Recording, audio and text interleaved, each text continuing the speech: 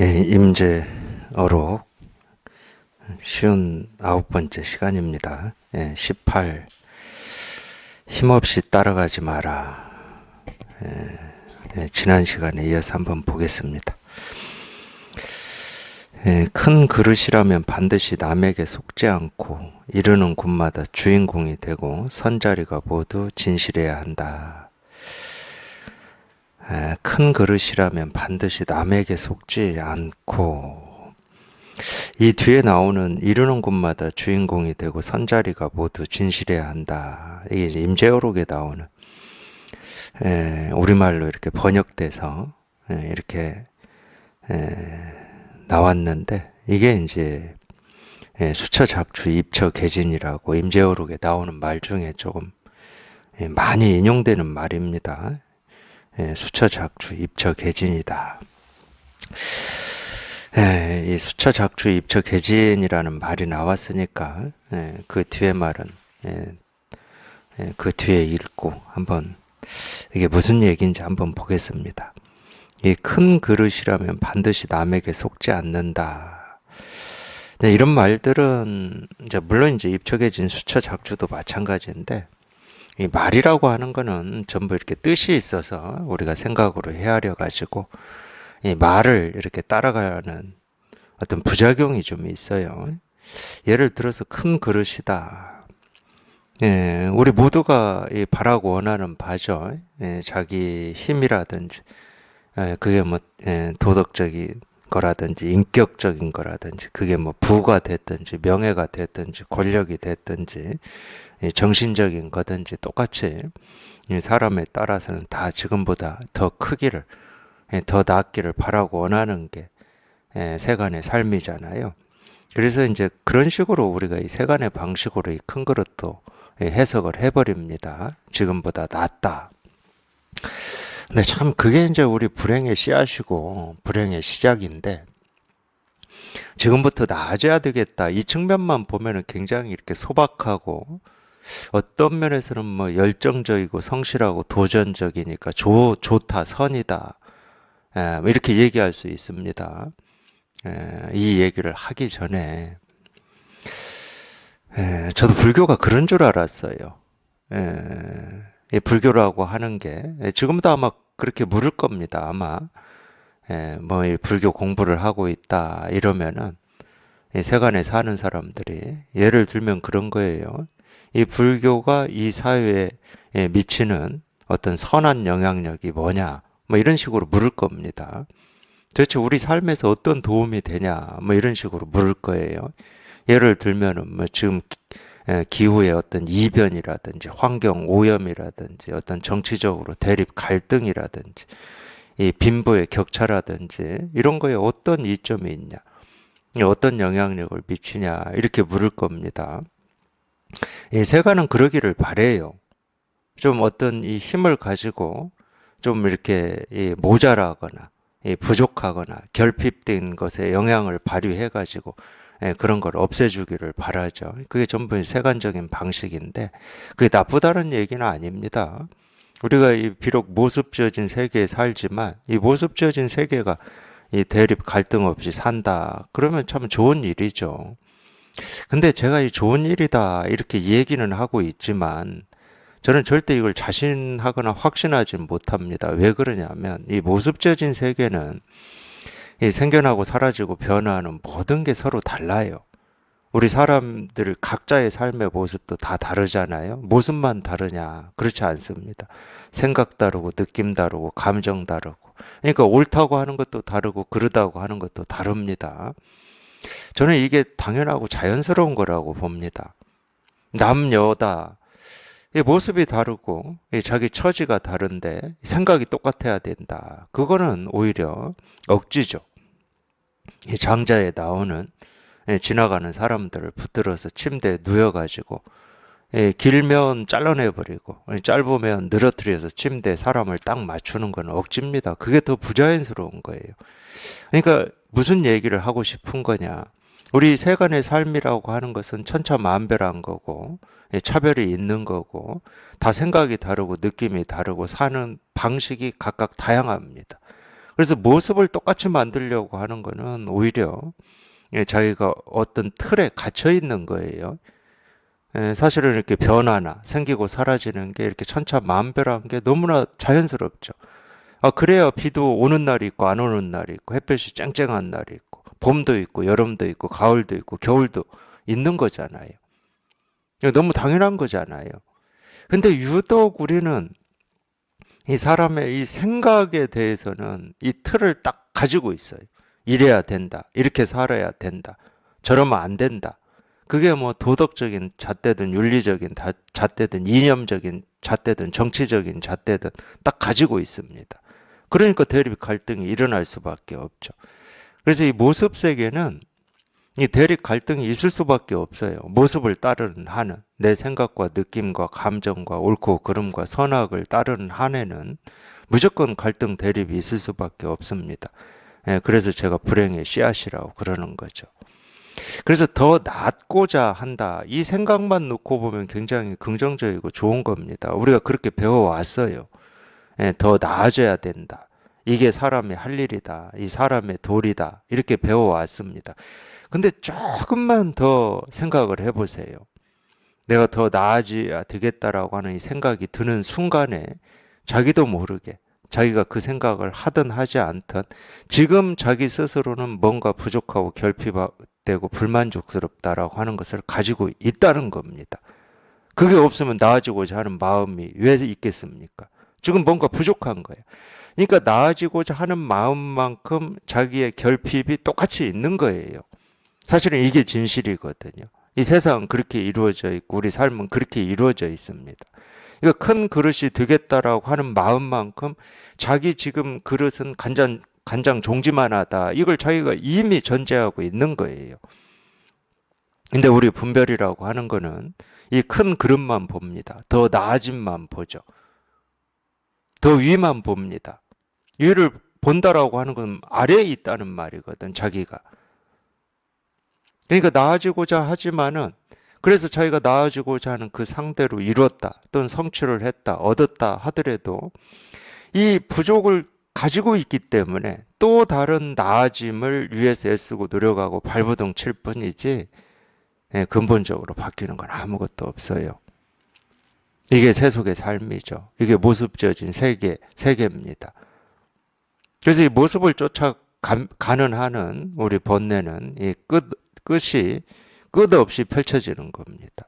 그래서 이 모습의 세계의 이 진실, 그게 이제 우리가 이 대승불교에서는 공이라고 그래요. 오은이 개공이다. 반야심경에 딱 나오죠. 우리가 보고 듣고 느끼고 경험하는 그 모습 세계잖아요. 분별 세계라고도 하고 그걸 우리가 세간이라고도 합니다.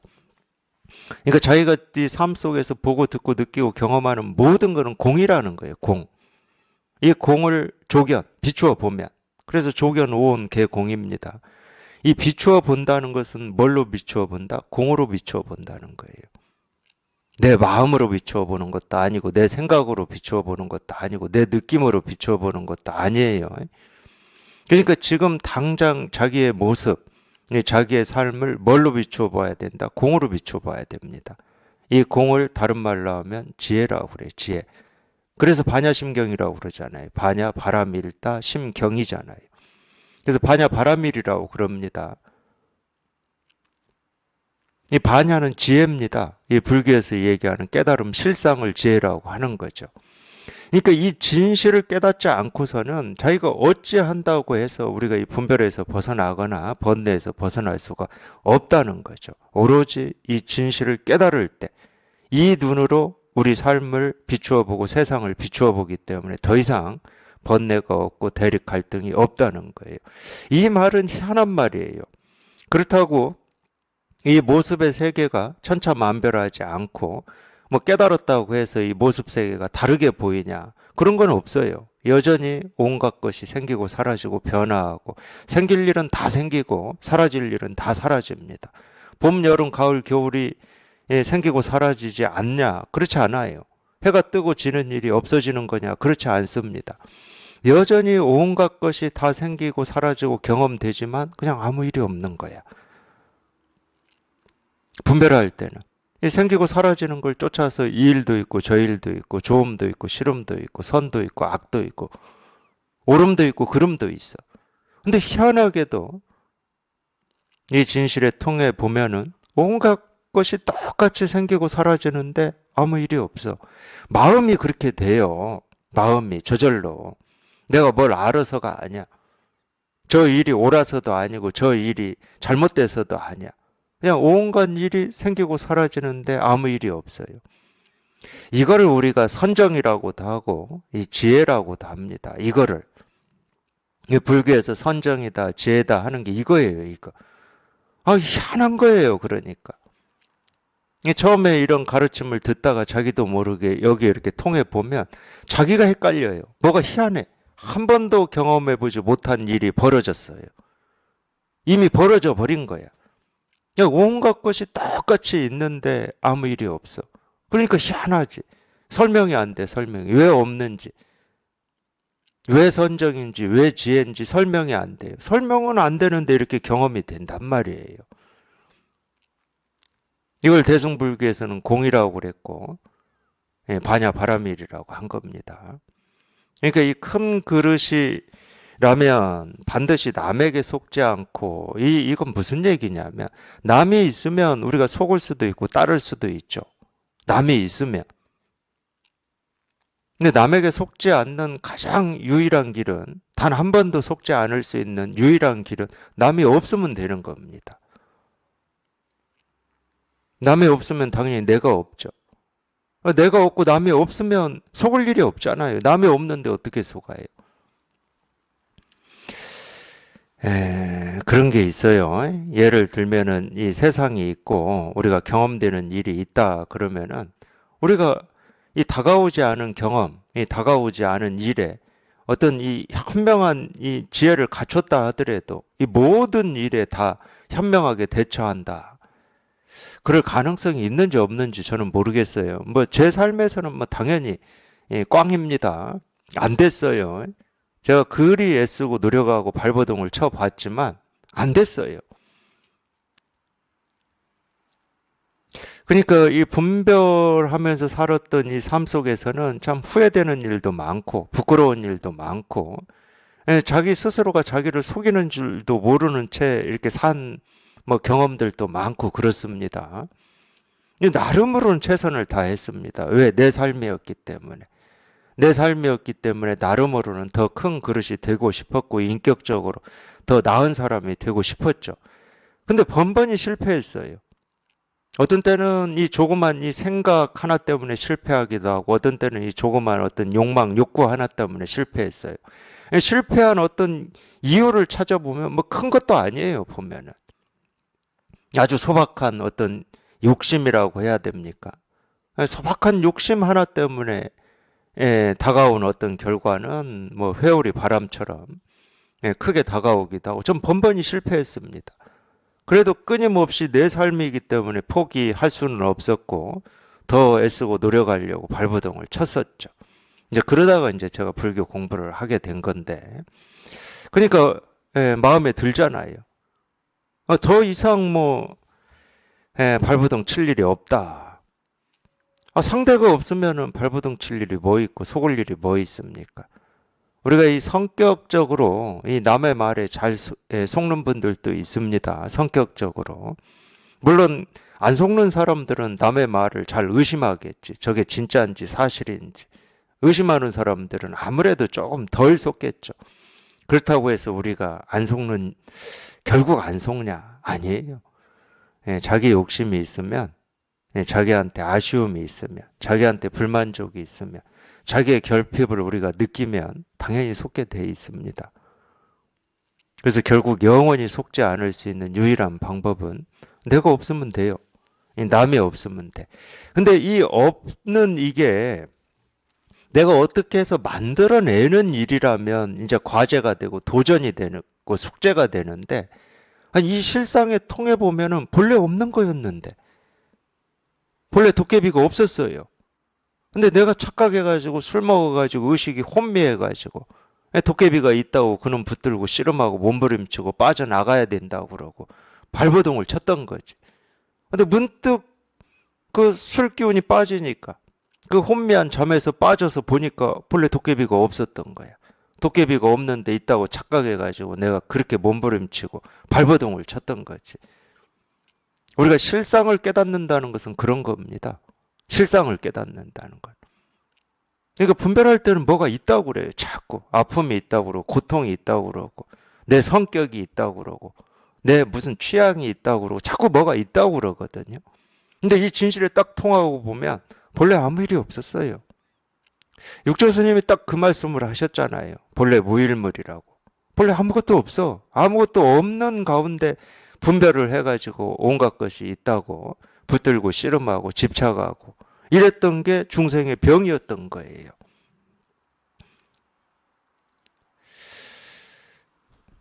이런 말은 사실은 이해가 안 됩니다. 저도 제가 공부할 때 이런 말이 이해돼서 공부한 건 아니에요.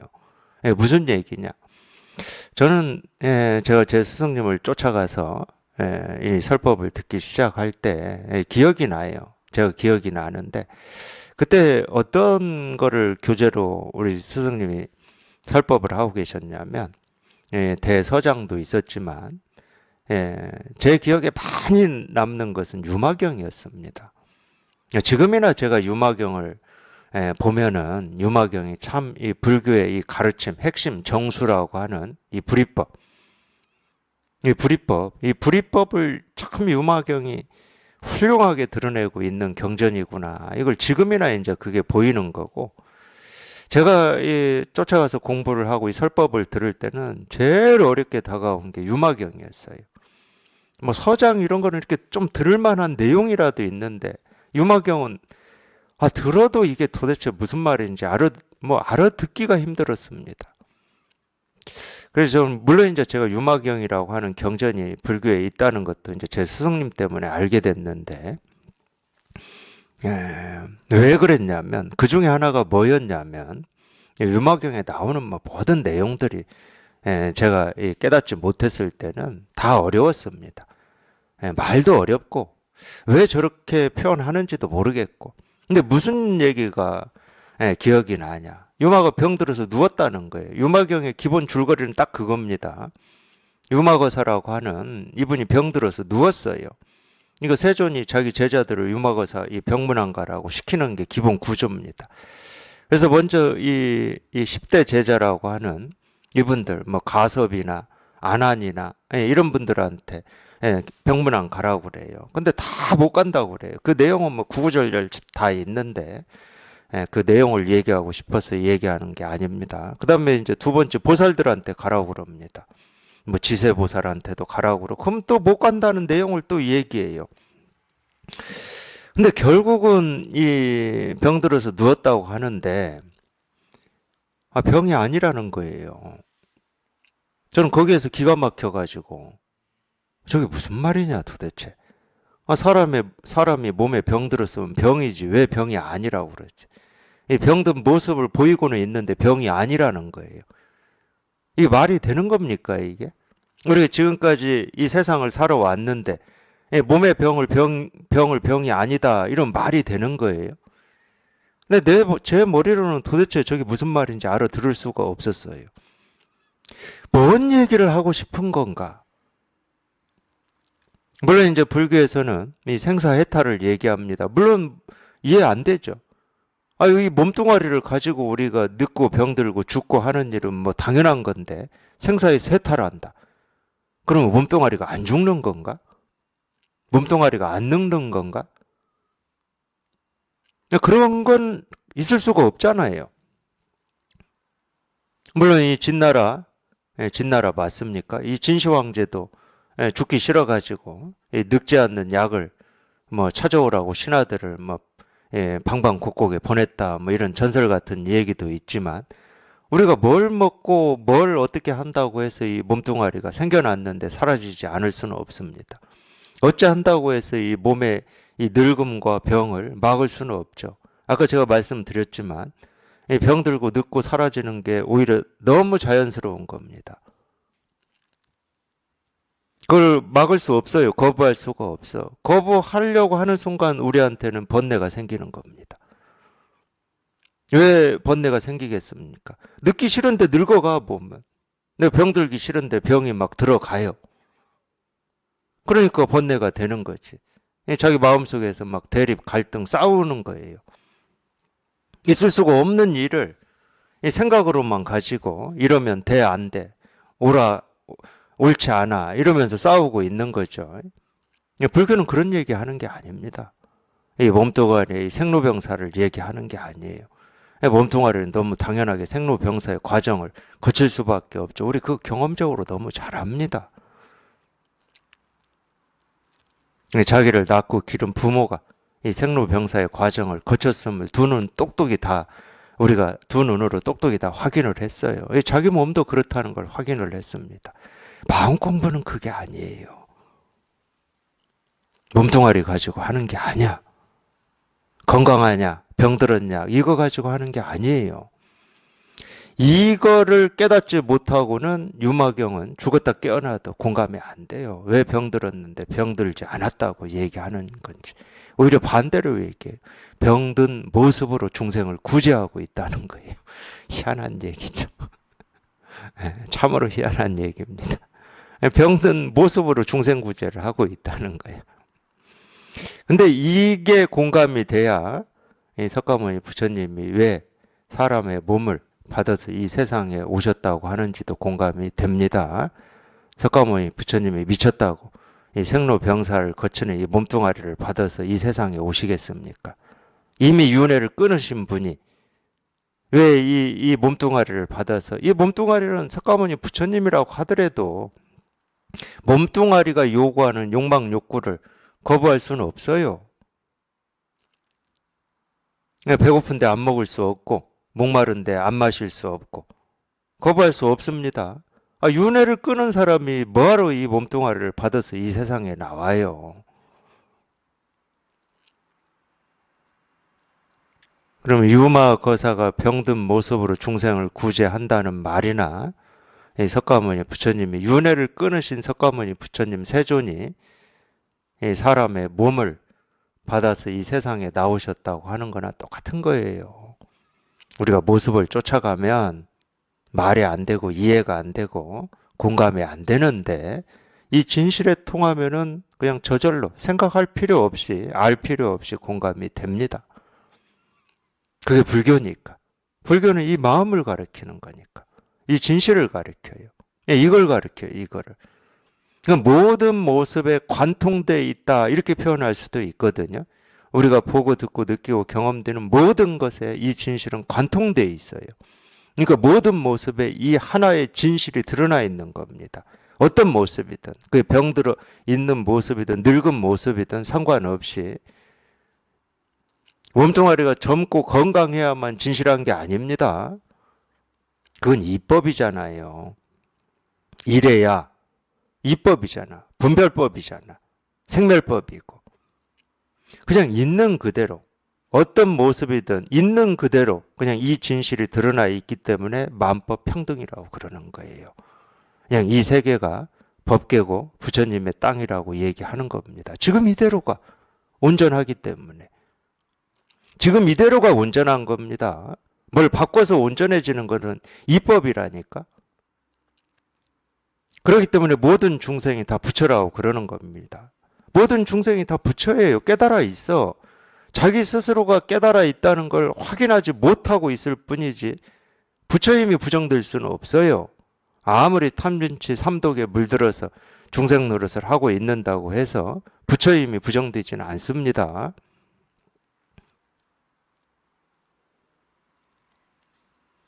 이거는 우리 생각으로 어찌할 수 있는 게 아니에요. 이거는 본래 그런 거지.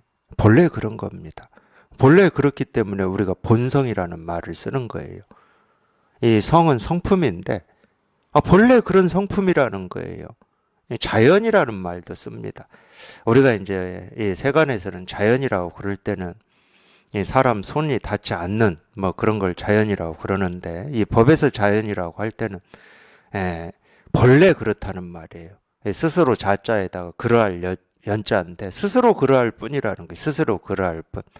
이 스스로 그러할 뿐이라는 말은 무슨 얘기입니까? 본래 그렇다는 거예요. 그냥 모든 모습, 모든 소리, 모든 색깔, 우리가 보고 듣고 느끼고 경험되는 이 세계, 이 자기 스스로의 이 몸뚱아리도, 자기 생각도, 느낌도, 감정도, 욕구, 욕망도 스스로 그러할 뿐이야.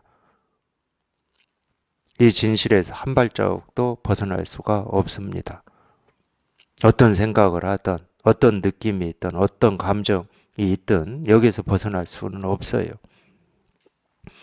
사실은 이제 이런 이 가르침은 2500년 동안 이 불교 역사에서 굉장히 이론적으로 논쟁이 많이 된 거예요. 이 불성이라고 하는, 이 본성이라고 하는 게 이론적으로 많이 논쟁이 되어 왔던 겁니다. 이 불교도 이 하나의 흐름으로만 2500년 동안 내려온 건 아닙니다. 교리나 불교의 이 교리라고 하는 것도 여러 파가 있었고, 그래서 이 여러 파가 이 각각의 자기의 어떤 주장을 가지고 이렇게 논쟁을 했어요. 그래서 이제 우리가 그 열반경인가요? 이 열반경의 핵심 가르침이 일체 중생 만유불성인가. 하여튼 모든 중생이 이 불성을 다 가지고 있다. 이게 열반경의 핵심 내용인데, 이 불성을 가지고 있다는 말은 무슨 얘기겠습니까? 다 부처라는 얘기예요. 부처가 중생 노릇을 하고 있기 때문에 우리가 병이라고 하는 거지. 다 부처다. 그래서 우리가 이제 불성, 자성, 뭐 진여, 자성, 뭐 견성 이런 얘기를 그래서 하는 겁니다. 그거는 모습하고 아무런 상관이 없어요. 어떤 모습이냐, 어떤 모습에는 갖춰져 있고 어떤 모습에는 없는 거냐. 이거는 우리가 세간에서는 그런 말을 하죠. 이 세간에서는 이 사람의 어떤 생각이나 느낌이나 감정에 따라서 또는 그 사회가 어떤 이 과정 단계에 있는가에 따라서 의미 가치를 두는 게 다 다릅니다. 지금 세상에서는 의미 가치가 가장 큰 게 돈이죠. 저는 확신합니다. 그 부분에 대해서는. 모든 것을 이 돈의 가치로 서열을 딱 정해 놨어요. 그렇기 때문에 요즘 같은 이 세상에서 뭐 어떤 정신이라든지 뭐 이런 얘기 하면은 뭐라고 해야죠? 뒤처진 것 같은 뭐 이런 취급을 당하죠. 그런 대우를 당합니다. 그게 뭐 밥 먹여주냐, 돈이 되냐, 뭐 이런 얘기. 쉽게 얘기하면 예를 들어서 전업주부다. 하여튼 뭐 죄송하지만 제가 뭐 다른 게 생각이 안 나서 비유를 드는 거예요. 그거는 자기가 직접 그 일은 엄청 많이 하고 있는데 직접 월급을 받지 않으니까 괜히 세상에서 조금 같이 대우를 못 받습니다. 왜 그러냐? 그거는 이 돈이라고 하는 게 모든 가치가 우선이 사유이기 때문에 그렇습니다. 우리 관념이 딱 그렇게 굳어져 있어요. 그게 옳은 거냐? 뭐 저는 옳고 그름을 얘기하는 건 아니지만 우리 본성은 아니라는 거예요. 진실은 아닙니다. 아무리 이 세상이 그 가치와 의미를 가지고 모든 걸 다 재단한다 하더라도 우리 본성은 아니에요.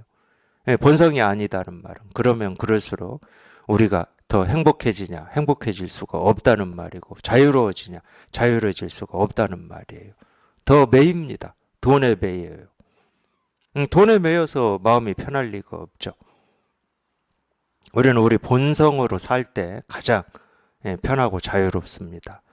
왜 그러면 그게 본성이다라고 얘기를 하느냐? 가장 편하고 자유로우니까. 더 이상 뭔가에 장애가 없어요. 걸림이 없기 때문에 본성이라고 그러는 거예요. 그러고 보면 모든 이 사람들한테는 이 진실이라고 하고 이 깨달음이라고 하고 이 실상이라고 하는 게 본래 다 갖춰져 있습니다. 이거는 교리가 아니고 이론이 아니에요. 실제 우리 삶에서 우리가 경험하는 겁니다. 그래서 이 진실에서 벗어날 때 우리는 불편한 거거든. 그래서 이 석가모니 부처님도 일체 개고라고 그런 겁니다. 우리 삶 자체가 고다. 그럴 수밖에 없죠. 왜냐하면 돈이든 명예든 그게 행복이든 그건 생기고 사라지는 거예요. 영원한 게 아니야. 이 몸뚱아리도 마찬가지예요. 이거 생기고 사라지는 이거를 집착해버리면 우리는 고라고 하는 게 있을 수밖에 없어요.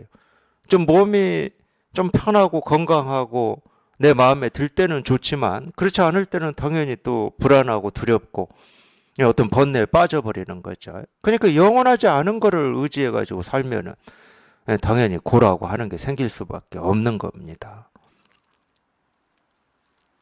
근데 우리 본성은 그렇지가 않아요. 우리가 이 불교에서 얘기하는 이 깨달음이라고 하고 실상이라고 하는 그런 게 아니야. 생기고 사라지는 법이 없어요. 언제적부터 있었는지를 우리가 알 수가 없다니까. 그리고 늘 이렇게 눈앞에 분명한 거야. 얘는 뭐 생기고 사라지고 변화한 적을 단 한 차례도 경험해 본 적이 없어, 나는. 그냥 이 일일 뿐이야, 이거일 뿐이야. 단지 모습이 없어서 우리 눈으로 볼 수가 없고 귀로 들을 수는 없지만 이렇게 실감이 되고 생생하게 확인이 되는 거거든. 이렇게 생생하고 분명한 거거든요. 이거 모습 지어진 걸 우리가 의지해서 사는 한은 마음이 자유로울 수가 없어요. 생각도 마찬가지죠. 아무리 이 견고한 어떤 이념이나 이데올로기라고 하더라도 그것도 생기고 사라지는 겁니다. 인류 역사 한번 보세요. 영원한 이데올로기는 없어요. 영원한 이념은 없습니다. 철학 마찬가지예요. 영원한 게 없어요. 도리 이치 마찬가지입니다.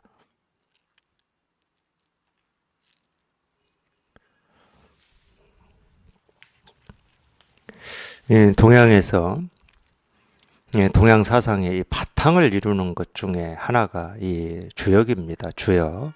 제가 주역을 잘 알아서 그러는 게 아니에요.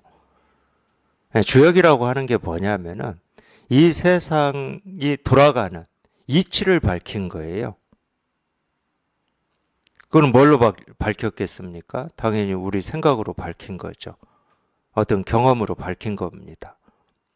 근데 그 주역이라고 하는 것도 그러면은 이게 이 변화가 없는 거냐? 당연히 변화가 있죠.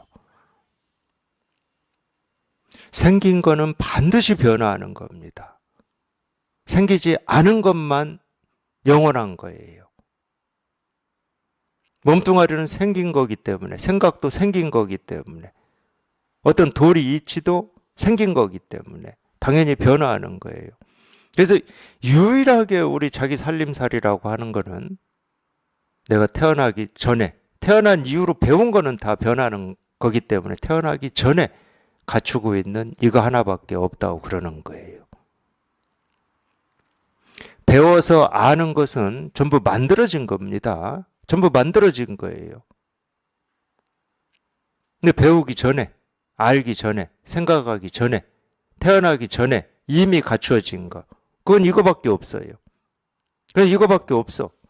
이걸 우리가 깨닫는다고 그러는 거거든. 이 석가모니 부처님이 새벽 하늘에서 이 별이 반짝하는 걸 보고 깨달은 게 사실 이거거든요. 이건 저희가 한번 깨달아 보면 알아요. 여기에 통해 보면 알아. 아, 이걸 깨달으셨구나. 이거를.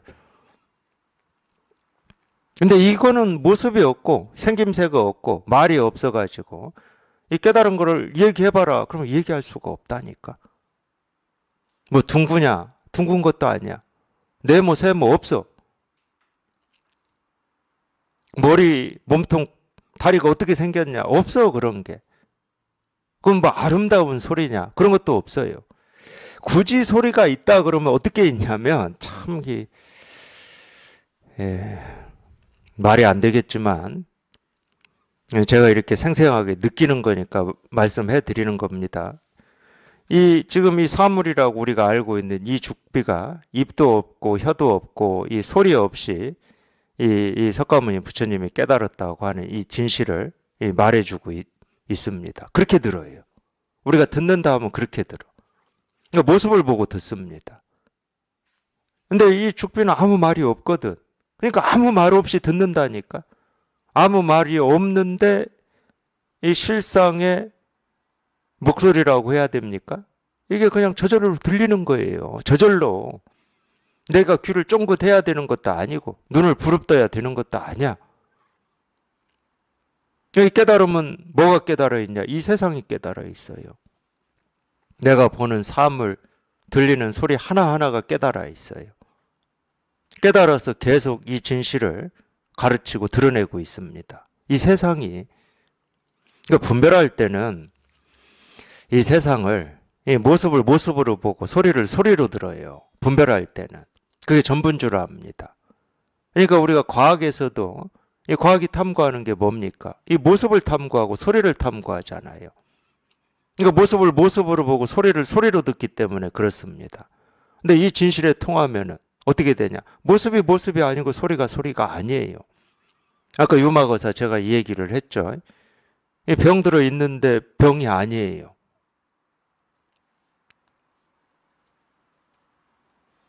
병든 모습 그대로 그냥 이 진실일 뿐이야. 병든 모습으로 이 진실을 드러내고 가르칠 뿐이야. 모습이기 때문에 소리는 없는데 이 병든 모습을 보고 우리가 이 진실을 들어요. 이 진실의 목소리를 듣는다니까. 말 없이 듣고 소리 없이 듣습니다. 모습 없이 봐요. 없는 모습을 본다니까요. 없는 모습을 봅니다. 그러니까 불가사의하다고 그러는 거죠. 신통이라고 그러는 거고. 신통, 불가사의라고 하는 게 별거 없어요. 모든 모습이 지금 본래 하는 일일 뿐이야. 이 세상이 본래부터 하는 일일 뿐이에요. 이 신통 불가사의 비밀스럽다라고 하는 거는. 그냥 이 일일 뿐이거든. 이거를 이르는 곳마다 주인공이 된다 이렇게 표현하는 겁니다. 이르는 곳마다 보는 것마다 듣는 것마다 다 주인공이잖아요. 이 진실일 뿐이야. 서 있는 곳마다 다 진실이다. 다 진실밖에 없어요. 본래 법계인데 부처님의 땅이고 정토인데 그냥 모습 그대로 그냥 이 진실이 이렇게 분명해야 이런 말을 할 수 있을 거잖아요. 근데 분별은 계속 가립니다. 곤란해요. 내가 옳다고 여기는 건 취하고 내가 그러다고 여기는 건 버리려고 그럽니다. 그러니까 우리가 더 나은 삶을 추구하는 거지. 더 나은 것은 좋은 거고 지금 부족한 거는 안 좋은 거기 때문에 나은 걸 추구하고 나은 걸 잡으려고 하는 거겠죠. 이거 계속 그렇게 가려요. 가려서 골라 잡으려고 그래. 신신명 첫 구절이 사실은 이걸 얘기하고 있는 건데 이 신신명은 중국의 3대 이 조사였던 이 승찬 스님이 지었다고 알려져 있죠. 승찬이라고 하는 분은 이조회가를 찾아가서 비로소 깨닫고 법을 이었는데 하여튼 이 승찬 스님에 대한 이 기록, 알려진 기록으로 보면은 풍병을 알았다고 그래요. 풍병. 그 풍자는 우리가 지금 뭐 뇌졸중처럼 그런 풍은 아니고 고쳐지지 않는 이 피부병이라고 그럽니다. 그 피부병이 그렇게만 내려오니까 우리가 알고 있는 뭐 나병인지 뭐 그런지는 모르겠어요. 평생 그 피부병에 이렇게 시달렸는데 우리가 보통 그러잖아요. 이 세간에 자기 힘으로 어찌 할 수 없는 이 큰 어려움이나 고통이나 아픔을 겪으면 거기도 이제 중국도 이제 이 불교의 어떤 이 문화, 이념, 사상, 이 전통이 있으니까 이 전생에 내가 죄와 업을 많이 지어서 이렇구나. 보통 그렇게 생각하잖아요. 보통 다 그렇게 생각합니다. 그 말이 잘못됐다고 할 수만은 없는 면이 있긴 있어요. 왜 그러냐? 우리가 이 사람 몸을 가지고 태어났다는 것은 전생에 못 깨달았다는 거잖아요. 못 깨달았다는 것은 업과 죄를 지었다는 말이지. 똑같은 말이죠. 근데 이 똑같은 현상을 두고도 불교에서는 또 달리 얘기할 수도 있어요. 어떻게 달리 얘기할 수도 있냐? 우리가 이 몸을 가지고 태어났다는 것은 전생에 어마어마하게 수행을 했다는 겁니다. 이 몸을 가지고 태어나자마자 자기는 이 생에서는 수행할 필요가 없어요. 왜냐하면 해야 될 수행을 전생에서 다 해버렸어. 왜 그러냐면 이 불교의 교리가 그렇게 돼 있어요. 우리가 이 전생에 이 선업을 쌓지 않고서는 도대체가 인간의 몸을 받을 수가 없습니다. 선업을 쌓지 않고서는 인간의 몸을 못 받아요. 이 악귀나 아수라나 뭐 축생이나 지옥으로 떨어지지. 그러니까 똑같은 이해를 가지고도 우리가 두 가지로 얘기할 수 있다니까. 못 깨달은 면에서는 업과 죄를 지은 거지. 아무리 선업을 많이 쌓아도 선업도 업입니다.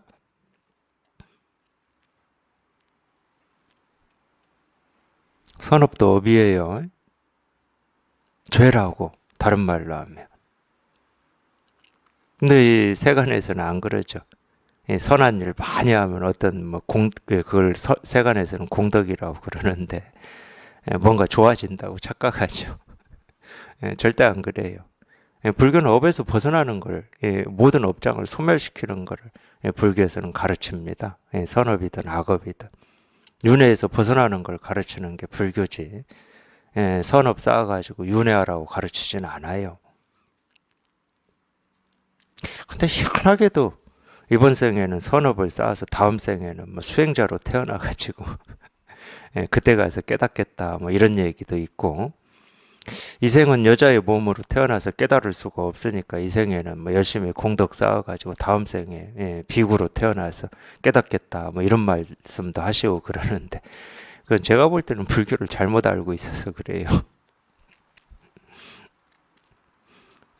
우리가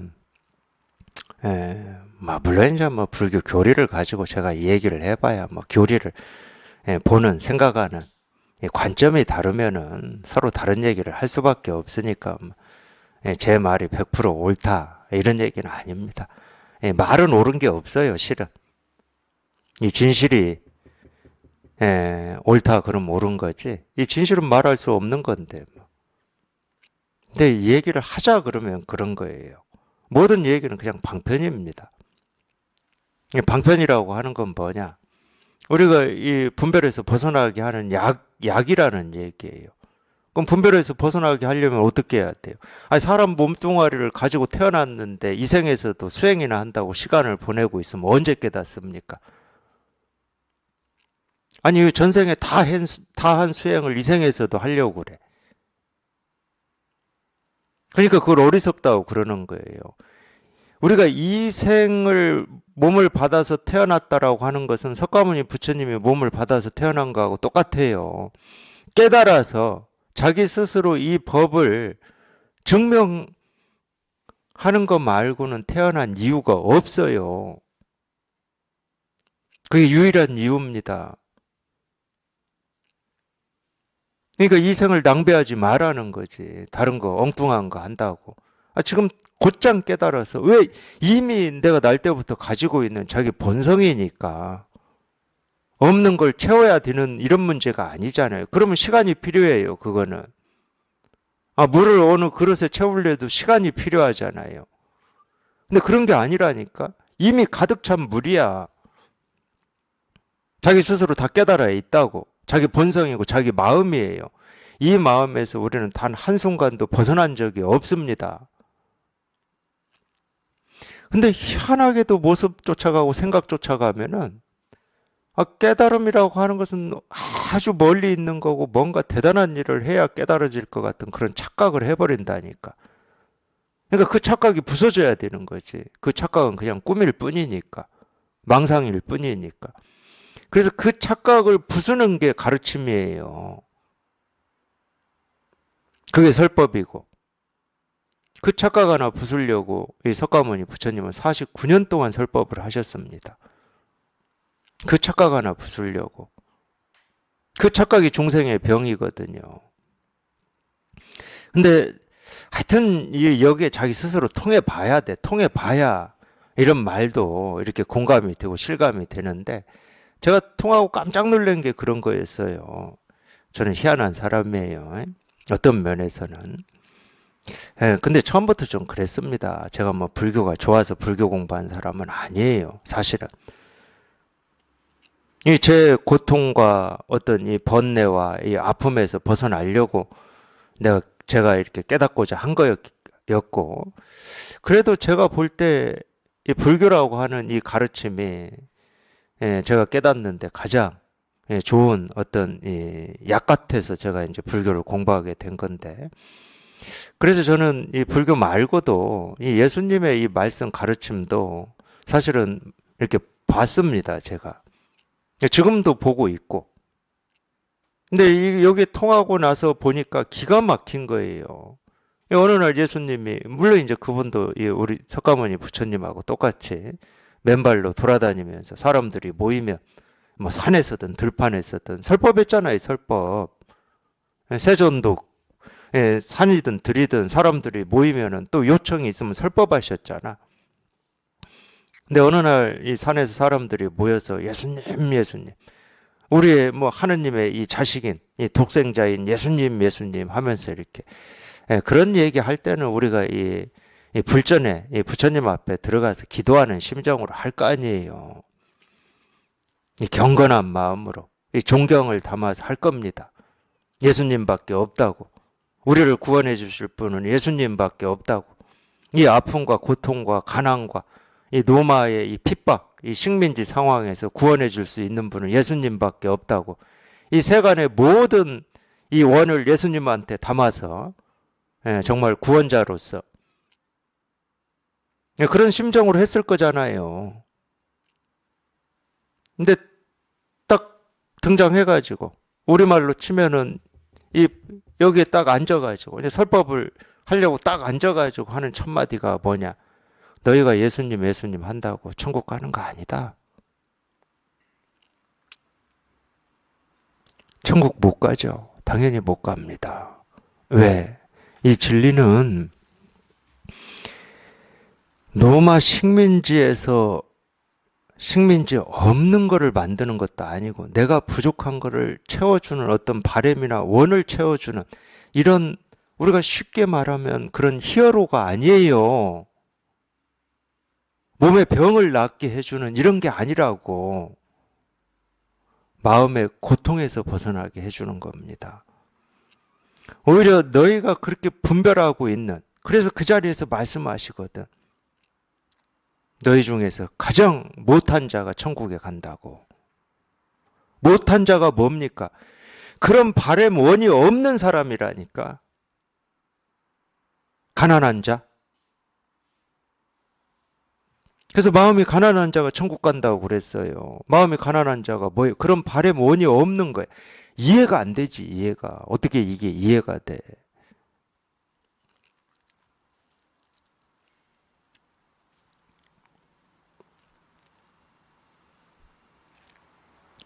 그래서 그런 분별 망상에서 벗어나는 것을 가르치고 있습니다, 불교는.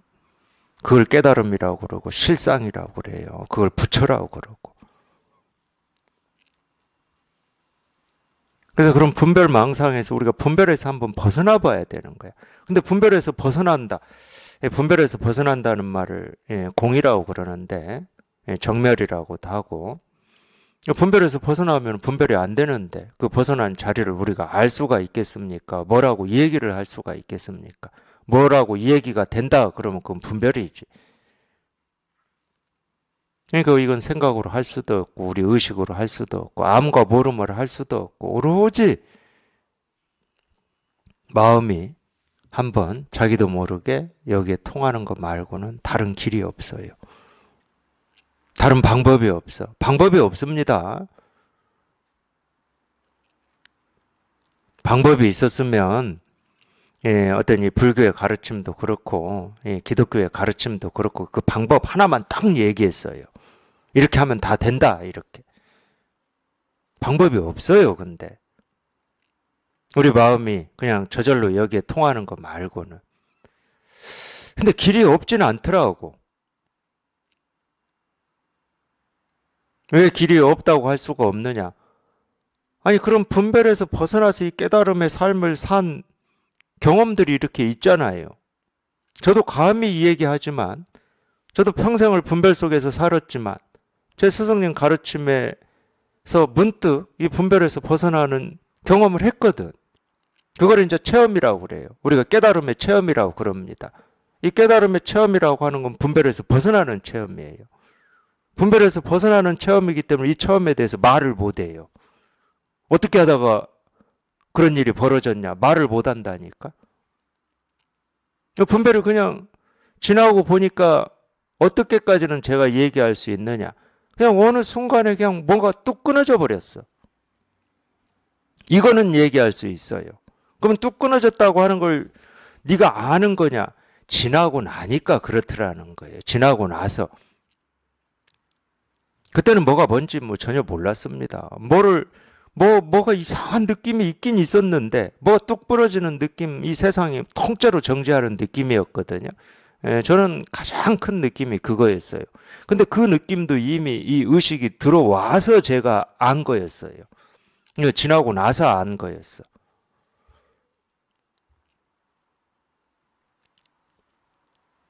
그 당시는 뭐가 뭔지 몰라요. 근데 뭐가 뚝 부러진 느낌이 있긴 있는데, 이게 뭐지? 몰라. 뭐라고 말할 수가 없어. 뭔가 지나고 난 거니까 말로 이렇게 표현해서 아 이런 게 있었다라고 이렇게 얘기하지만 그 당시에 내가 경험한 건 사실은 이건지 저건지 어떻게 알아? 아무것도 모르는데. 단지 그랬을 뿐이에요. 단지 그랬을 뿐인데 그렇게 알고 싶고 그렇게 듣고 싶고 그렇게 저는 이게 진짜 알고 싶었거든. 제 스승님이 이렇게 가르치실 때 도가 뭐냐 이겁니다. 부처가 뭐냐 이겁니다. 깨달음이 뭐냐 이겁니다. 그냥 손가락 하나 들어서 보이는 이거라는 거예요. 제가 평생 살면서 이 손가락을 모를 리는 없잖아요. 여기 앉아 계신 모든 도반들이 이게 손가락이라고 하는 걸 모를 리는 없잖아요. 그러면 손가락을 얘기하는 건 아니겠죠. 당연히 그러겠죠. 근데 이거라는 거예요. 도통 알 수가 없어가지고 정말 이 손가락 하나에서 은산철벽이 됐죠. 도대체 뭘 얘기하시는가? 나도 좀 이거라고 하는 이거 좀 알았으면 좋겠다. 여기에 좀 통했으면 좋겠다. 은산철벽이 됐습니다. 그렇게 알고 싶은데 알 수도 없고 들어도 도통 뭐 알 수가 없어요. 도대체 뭐 뭘 얘기하시는 건지. 근데 이 손가락으로 이렇게 가르친다라고 하는 여기에 나도 똑같이 통하고는 싶어. 그 추구해 온 거니까. 정말 간절한 마음으로 깨닫고 싶었으니까. 근데 단지 그 경험 하나 했을 뿐인데 그냥 이겁니다 하는데 뭐 생각할 것도 없어. 뭐라고 할 필요도 없이 그냥 이겁니다 하는데 그냥 쑥 들어와요. 쑥. 그러면 이제 다 풀려요. 석가모니 부처님이 별이 반짝하는 거 보고 깨달았다. 기와조각 던졌는데 대나무에 딱 부딪히는 소리에 깨달았다. 이렇게 싹 풀립니다. 조주가 도가 뭡니까? 부처가 뭡니까? 뜰 앞에 잣나무다. 다 풀려요. 뭐 호떡이다, 벽돌이다. 왜 지금 이 죽비라고 하는 사물이 이 도를 가리키고 도를 얘기하고 있는지 그냥 다 풀려요. 꽃을 하나 들었다. 다 풀립니다. 제가 이렇게 이거 하나를 이렇게 가르치는 이렇게 설법을 하고 있는데 제 이 설법을 듣다가 저하고 똑같은 이런 경험을 하고 그걸 우리가 견성이라고 그래요. 불교에서는 이 견성을 하시는 분들이 있습니다. 사실은 많이 있죠. 솔직하게 말씀드리면 많이 있어요. 그러면 이제 자기도 이제 저하고 똑같이 이제 이런 체험을 했으니까 도대체 이 체험이 뭔지 궁금하기도 하고 자기가 알 수 없는 체험을 하셨으니까 이제 저를 찾아오십니다. 그러면은 뭐 제가 거의 대부분 물어봐요. 석가모니 부처님이 꽃 하나 들었다 아시겠습니까? 이렇게 물어봅니다. 당연하죠. 꽃 하나 든 게 이거고 발을 씻고 앉은 게 이거고 자기가 눈 한번 깜빡이는 것도 이거고 숨을 들이쉬고 내쉬는 것도 이건데 그냥 이게 이 죽비라는 사물로만 보였었는데 그냥 이 죽비가 전부 내가 그토록 찾고 구하고 얻으려고 했던 이 진실, 깨달음, 실상을 얘가 얘기하고 있어요. 얘가 지금 아무 짓도 안 하고 있는데 얘가 얘기하고 있어. 얘는 아무 짓도 안 하고 있어. 근데 얘가 얘기하고 있어. 이 선사 중에 한 명이었던 이 대스님이라고 있습니다. 대종고 선사인데, 우리나라에서는 이 보조 진울 스님 때문에 굉장히 많이 알려진 스님이에요. 서장으로 많이 알려졌죠. 서장은 뭐 다른 거 아닙니다. 저희 법회에서도 제가 여러 차례 이 서장을 교재로 했는데, 편지글이라는 거예요. 편지글. 편지를 써서 이 제가자들을 가르쳤습니다. 그때 사대부들을 가르친 건데, 이분이 절에서는 이 서장에서 이 편지, 이 글로 가르치는 것처럼 이 스님들을 상대로는 그렇게 안 가르쳤어요. 왜 그렇게 안 가르치냐? 직접 가르칠 수가 있는데, 눈앞에서 직접 가르칠 수가 있는데, 뭐하러 글자로 가르치고 편지로 가르치고 언어로 가르칩니까? 이 대스님이 자주 썼던 이 약 방편 중에 하나가 이 죽비였어요. 죽비. 이걸 죽비라고 해서도 안 되고 죽비가 아니라고 해서도 안 된다. 이걸 많이 쓰셨어요. 근데 우리가 분별할 때는 죽비는 죽비죠. 근데 죽비라고 하면 안 된다는 거야. 사물을 사물이라고 하면 분별이잖아. 그러면 죽비가 아니다. 그래서도 안 되는 거야. 왜 이 사물을 이 죽비인 사물을 죽비가 아니라고 하면은 이 사물을 벗어나는 거잖아. 그럼 뭐라고 말하겠느냐? 스님들을 상대로는 이렇게 많이 가르쳤어요. 이 죽비 하나 딱 들어서 이걸 죽비라고 해서도 안 된다. 그렇다고 죽비가 아니라고 해서도 안 된다. 죽비라고 할 수도 없고 죽비 아니라고 할 수도 없으면 뭐라고 할 거냐. 이렇게 많이 가르쳤는데 이것 때문에 그래요. 이것 때문에. 석가모니 부처님도 똑같은 겁니다. 꽃 하나 들어서 저 꽃 하나 들었다. 그렇게 알면은 어떻게 깨닫겠습니까? 그건 다 아는 일이잖아. 사물을 사물로 얘기하고 사물을 사물로 보는 거예요. 근데 꽃을 안 들었다고 할 수도 없잖아. 분명히 들었는데. 꽃을 들은 것도 아니고 들지 않은 것도 아니다. 그럼 뭐겠습니까? 당연히 이거밖에 없어요. 이거밖에 없다니까. 그래서 제가 물어요. 석가모니 부처님이 꽃 하나 든 게 분명하냐고. 이게 분명하면 그게 분명한 거고 이게 분명한 거고 온 우주가 다 분명해요. 이 일이야. 온 세상이 이거 하나 이거 하나. 그냥 이 일일 뿐이야. 그러니까 입척해진이지. 수처 작주고. 그러니까 임재스님이 무슨 어려운 얘기를 한 게 아니에요. 그냥 너무 당연한 얘기를 한 겁니다. 그걸 우리가 이 불교에서는 교리적으로 뭐라고 그러냐. 실상이라고 그래. 실상. 이 세계의 실상이다. 그러니까 우리가 깨달아야 이 세계의 실상이 보이는 거예요. 분별할 때는 죽었다 깨어나도 이 세계의 실상은 안 보여. 그냥 분별로만 보이지. 아무리 생각을 바르게 하고 뭐 깊이 생각하고 깨어서 뭐 놓치지 않고 본다고 하더라도 다 분별로만 보는 겁니다. 깨어서 봐야 돼. 뭐 깨어난다는 말도 자꾸 이 의식의 깨어남이라고 얘기하는 사람들도 많아가지고 뭘 놓치지 않는 거, 뭘 이렇게 놓치지 않고 잘 관하는 걸 깨어남이라고 얘기하는 사람들도 있어가지고 오해를 할 수가 있는데 불교에서 말하는 깨어남은 이겁니다. 그냥 이거예요. 그러니까 이 진실에 우리가 한번 통해봐야 되는 거예요. 이 진실에 통해봐야 이제 비로소 이 세계의 실상이 보이는 거예요. 그럼 보고 듣고 느끼고 경험되는 모든 것이 왜 존재하냐? 왜 생겨나냐? 그냥 이 진실 하나를 드러내고 보이려고 생겨나는 겁니다. 그러려고 변화하는 거예요. 해가 왜 뜨냐? 이거 하나 보여주려고 우리 모두한테. 달라요. 빨래 말리려고. 이렇게 생각하는 거하고 다르다니까? 달이 왜 뜨냐? 이거 하나 보이려고.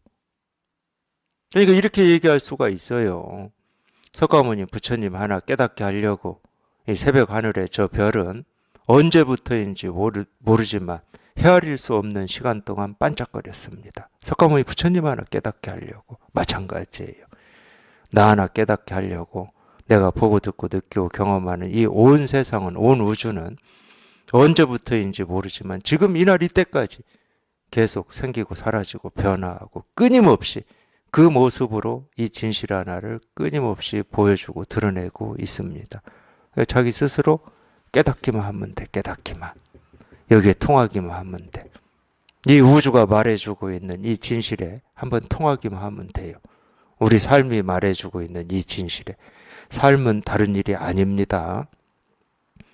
삶은 고통도 아니고 고통 아님도 아니에요. 그냥 이 진실이지. 우리 삶은 이 진실 하나예요. 다른 거 없어. 그냥 이거 하나밖에 없어요.